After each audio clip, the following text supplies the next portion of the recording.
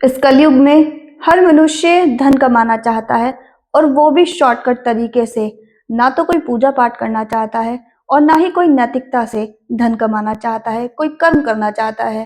तो नमस्कार, मैं हूं मनीषा और मेरे साथ मौजूद है दिव्य शक्ति अखाड़े के आचार्य महामंडलेश्वर संत श्री कमल किशोर जी महाराज। संत जी, आपका बहुत बहुत स्वागत है हमारे स्टूडियो में। तो संत जी, जैसे कि आजकल आपने देखा भी है, इस कलयुग में हर इंसान, हर मनुष्य धन कमाना चाहता है, लेकिन नैतिकता के साथ नहीं। बस वो चाहता है कि किसी तरह से शॉर्टकट तरीका अपनाए और उसके पास धन आ जाए। तो इस बारे में आप क्या कहना चाहते हैं? मनीषा जी, ये बात बिल्कुल सत्य है कि आज का युग यानी कलयुग अर्थ का युग है, धन का युग है। इसीलिए इसे धन युग भी कहा जाता है। धन माना लक्ष्मी, और लक्ष्मी कहाँ रहती है? भगवान विष्णु के साथ। इसलिए हम भगवान विष्णु और लक्ष्मी को अलग अलग करके नहीं देख सकते। जहां लक्ष्मी वहां भगवान विष्णु, और जहां भगवान विष्णु वहां पर लक्ष्मी। लक्ष्मी जी भगवान विष्णु की शक्ति हैं, ताकत है। एक बार की बात आपको बताता हूं। भगवान विष्णु सागर में शेषनाग की शैया पर सर रखे हुए लेटे आराम कर रहे थे। माता लक्ष्मी उनके पास बैठी हुई थी। अचानक एक बड़ी मुस्कुराहट, दिव्य मुस्कुराहट भगवान विष्णु के चेहरे पे उभरी। माता लक्ष्मी ने पूछा, भगवान, आप मंद मंद बड़ी ही दिव्य मुस्कुराहट के साथ मुस्कुरा रहे हैं, ऐसा क्यों? विष्णु जी बोले, मैं ये सोच रहा हूं कि मैं ही हूं जो सारी पृथ्वी का पालन करता हूं, और धरती पर जितने भी लोग हैं, पशु पक्षी जानवर मानव किन्नर यक्ष, सभी को मैं भोजन प्रदान करता हूं। पेड़ पौधों की पालना भी मैं ही करता हूं, जो जलचर हैं उनकी भी, जो नभचर हैं उनकी भी, और जो पृथ्वी पर विचरते हैं उनकी सबकी पालना मैं करता हूं। इसलिए लोग मेरी पूजा करते हैं, कभी राम के रूप में, कभी भगवान कृष्ण के रूप में, और भी मेरे जितने रूप हैं सब लोग उसकी पूजा करते हैं। अब लक्ष्मी जी मुस्कुराई। भगवान विष्णु ने देखा कि यह मुस्कुराहट एक व्यंग्यात्मक, परिहासात्मक मुस्कुराहट है। पूछने लगे, देवी क्या बात है, आप क्यों मुस्कुरा रही हैं? लक्ष्मी जी बोली, भगवान, ये आपकी वजह से नहीं, आपकी वजह से आपकी पूजा नहीं करते कि आप इनकी पालना करते हैं, मेरी वजह से पूजा करते हैं, मेरी वजह से। भगवान ने कहा, तो ठीक है, फिर हम देख लेते हैं। मैं पृथ्वी पर जाने की सोच ही रहा था, तो मैं पृथ्वी पर जाता हूं, देखना किस तरह से लोग मेरी पूजा करते हैं। अब ध्यान दीजिएगा, ये भगवान विष्णु की और माता लक्ष्मी की लीला है, कथा के रूप में हमको समझाने के लिए। भगवान विष्णु अपने विष्णु लोक से पृथ्वी लोक पर आए। उन्होंने एक ब्राह्मण का वेश बनाया, एक झोली कांधे पे रखी, और हरि नाम का संकीर्तन करते हुए एक शहर में पहुंच गए। शहर में जाके उन्होंने एक धनी आदमी का दरवाजा खटखटाया। दरवाजा खुला। धनी ने देखा, फकीर है, झोली टंगी हुई है, चेहरे पे दिव्य तेज है। बोला, महाराज, मैं आपकी क्या सेवा कर सकता हूं? उन्होंने कहा, मैं हरि भक्त हूं, हरि का कीर्तन करता हूं, मुझे 2 रोटी, कुछ सब्जी और 1 गिलास जल मिल जाए तो। उन्होंने कहा, अभी लीजिए, बैठिए। सम्मान पूर्वक बैठाया, अंदर से जल भी ले आया, भोजन भी ले आया, और कहने लगा, महाराज आइए, लीजिए। जल का लोटा उन्होंने अपने लोटे में ले लिया और उसे कहा, सुखी भव, आनंदित भव। उनकी आवाज में इतनी मधुरता थी, भगवान श्री की आवाज में इतनी मधुरता थी कि वो सम्मोहित हो गया। कहने लगा, आप हमारे यहीं रुको। भगवान कहने लगे कि मैं तृप्त हुआ, तुम्हारी सेवाओं से खुश हुआ। मैं प्रवचन तो दे सकता हूं, मार्ग दिखा सकता हूं, लेकिन मैं तुम्हारे घर में नहीं रुक सकता। मुझे एकांत में जगह चाहिए। सेठ बोले, कोई दिक्कत नहीं, हमारे यहां खुला एक बाग है, मेरा बगीचा है, सुंदर फूल खिले हुए हैं, वहां एक कुटी तैयार करवा देता हूं, आप एकांत में रहिए। कुटिया तैयार हो गई। भगवान विष्णु यानी वो ब्राह्मण वहां रहने लगे। रोज वो ज्ञान की चर्चा करते, लोगों को समझाते, प्रवचन देते, कथाएं कहते, कहानियां कहते। धीरे धीरे उनकी चर्चा चारों तरफ फैल गई। आसपास के लोग आने लगे। उस शहर के साथ साथ और भी शहरों के लोग उनकी शरण में आने लगे। अब बारी आई लक्ष्मी जी की। लक्ष्मी जी अब सीधा उतरी पृथ्वी पर। उन्होंने एक सन्यासिन का वेश बनाया, कांधे पे झोली। उसी सेठ का दरवाजा खटखटाया। सेठ जी बाहर निकले। क्या सेवा कर सकता हूं? धार्मिक व्यक्ति है तो पूछेगा ही, और उसने पूछा। उन्होंने कहा, मुझे इस लोटे में जल पिला दीजिए। झोली से लोटा निकाला, रंग जड़ित, हीरों से जड़ा हुआ सोने का लोटा। सेठ ने लाकर उसमें पानी डाला। लक्ष्मी जी ने वो पानी पिया और लोटा वहीं छोड़ दिया। चलने लगी। सेठ जी बोले, रुको, रुकिए, रुकिए माता, रुकिए। लक्ष्मी जी बोली, क्या हुआ? बोले, आप अपना लोटा छोड़ के जा रही हैं। सेठ हीरों के बारे में बहुत कुछ जानता था। उसके मित्र थे बहुत सारे हीरों के व्यापारी। कहने लगा, माता, ये बहुत लोटा कीमती है। सन्यासिन माता बोली, लक्ष्मी माता बोली, वत्स, पुत्र, मैं जहां जिस लोटे में एक बार जल पी लेती हूं, उसमें दोबारा जल नहीं पीती। ये लोटा अब तुम्हारा हुआ।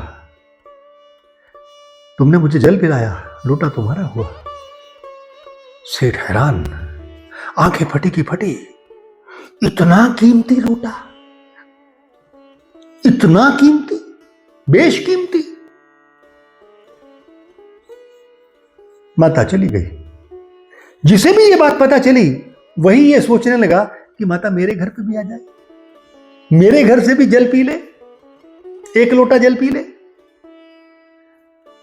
माता जी वहां 4-5 घरों में और गई, भिक्षा ली, और सभी को लोटा, किसी को थाली, कोई बर्तन, सब स्वर्ण जड़ित, स्वर्ण खचित, स्वर्ण जटित, हीरे जटित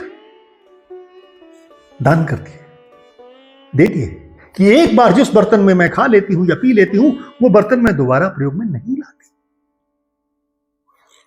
लोग गुणगान करने लगे। माता जाने लगी। सेठ बोले, माता जी, आप हमारे यहीं रुक जाइए, हमारे घर पे रुक जाइए।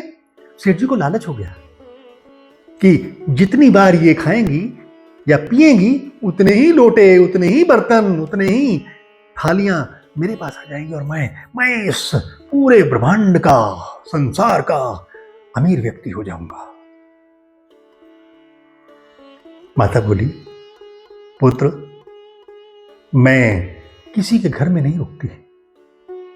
हां, मैं कोई एकांत स्थान में रुक सकती हूं। सेठ बोले, चलिए हमारे साथ, हमारा बाग बगीचा बड़ा सुंदर है। बाग बगीचे में गए, देखा एक कुटिया बनी हुई है। तो बोली कि ये कुटिया किसकी है? बोले, यहां एक साधु हैं, वो प्रवचन करते हैं, बड़ा अच्छे प्रवचन करते हैं, ये उनकी कुटिया है। माता हंसी, बोली, ये कुटिया मुझे पसंद आई, मैं इसमें रहना चाहूंगी। लेकिन मैं किसी दूसरे साधु सन्यासी के साथ नहीं रह सकती। सेठ ने बोला, तो क्या हुआ, उसको निकाल के बाहर करेंगे, आप चिंता क्यों करती हैं। तभी भगवान विष्णु जो थोड़ा टहलने के लिए गए थे वापस लौट के आए। सेठ जी ने बोला, आओ साधु महाराज, बहुत हो गया, उठाइए अपना बोरिया बिस्तरा, चलिए यहां से। साधु बड़े हैरान, भगवान विष्णु ने लक्ष्मी को तो पहचान लिया, बड़े हैरान कि ये हुआ क्या। खैर, उन्होंने अपना बोरिया बिस्तरा उठाया और वहां से चल दिए। लक्ष्मी जी वहां निवास करने लगी। एक दिन अचानक लक्ष्मी जी गायब हो गई। अब भगवान विष्णु के पास पहुंची, वहीं सागर में। दोनों फिर आपस में चर्चा करने लगे। तब भगवान श्री ने कहा कि ये दुनिया स्वार्थ की दुनिया है, हरि नाम से इन्हें कोई अर्थ नहीं। हरि नाम भी तब जब हरि से कुछ मिल जाए, ईश्वर से कुछ मिल जाए, भगवान से कुछ मिल जाए। और अगर भगवान इन्हें इनकी इच्छा पूरी ना करे तो ये तो भगवान को भी छोड़, नाम करना ही छोड़ दे उसका। कुछ संत लोग जो कि वास्तविक संत नहीं हैं, वो भी ईश्वर का नाम इसलिए लेते हैं कि उन्हें आगे स्वर्ग मिले, और स्वर्ग में काम नहीं करना पड़ेगा। अप्सराएं नाच रही होंगी, दूध और शहद की नदियां बह रही होंगी, कोई काम नहीं, सुख ही सुख। उस सुख की चाह में वो यहां पर तप करते हैं, हठ योग करते हैं। वास्तविक संत कोई विरला ही होता है जो अहंकार को त्याग देता है, मैं को त्याग देता है और हर चीज पूर्ण रूप से समर्पण कर देता है भगवान के साथ। भगवान को समर्पण कर देता है, अपने आप को समर्पण कर देता है। दो के बीच में कोई दीवार नहीं रह जाती, दो के बीच में कोई दीवार नहीं रह जाती। सो अहम सो हम, जो तू है वो मैं हूं, जो मैं हूं वो तू है। कोई इच्छा नहीं, कोई लालसा नहीं, नहीं चाहिए कुछ भी। वो होता है संत, चाहे उसे दुख मिले या सुख मिले, हर्ष की स्थिति हो या शोक की स्थिति हो, गरीबी हो या अमीरी हो,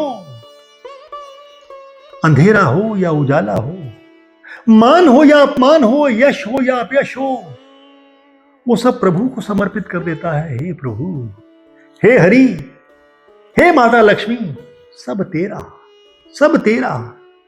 वो हरि और लक्ष्मी में कोई अंतर नहीं देखता, अंतर नहीं देखता, वो दोनों एक ही तो हैं। वैसे ही जैसे तारों में बिजली का करंट चलता है, तो तार क्या है, विष्णु है। करंट क्या है जो उसके अंदर चलता है, वो माता लक्ष्मी है, शक्ति है, ऊर्जा है। दोनों की आराधना, भगवान विष्णु की और साथ ही साथ माता लक्ष्मी की, यानी माता दुर्गा की, माता भवानी की, माता पार्वती की, क्योंकि ये सब एक ही रूप है, एक ही रूप है। अभी श्रीमद् वाल्मीकि रामायण में भी एक बात आती है कि हनुमान जी 11वें रुद्र यानी भगवान शिव के अवतार, माता सीता माता पार्वती का अवतार, दुर्गा का अवतार, और भगवान राम जी स्वयं, भगवान राम जी स्वयं 8वें रुद्रावतार, 8वें रुद्रावतार। यानी ये सब लीला है तो उसकी लीला है, रुद्र की लीला है, परमात्मा की लीला है, भगवान कृष्ण की लीला है, भगवान राम की लीला है।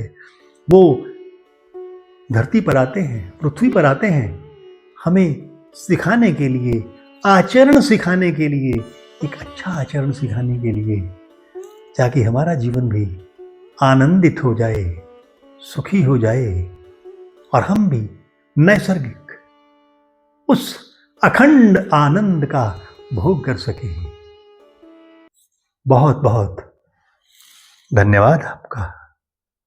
आपको मेरा प्रणाम स्वीकार हो, मेरा प्रणाम स्वीकार करें, मेरा प्रणाम स्वीकार करें। तो कैसी लगी आपको माँ लक्ष्मी जी और भगवान विष्णु जी की ये कथा?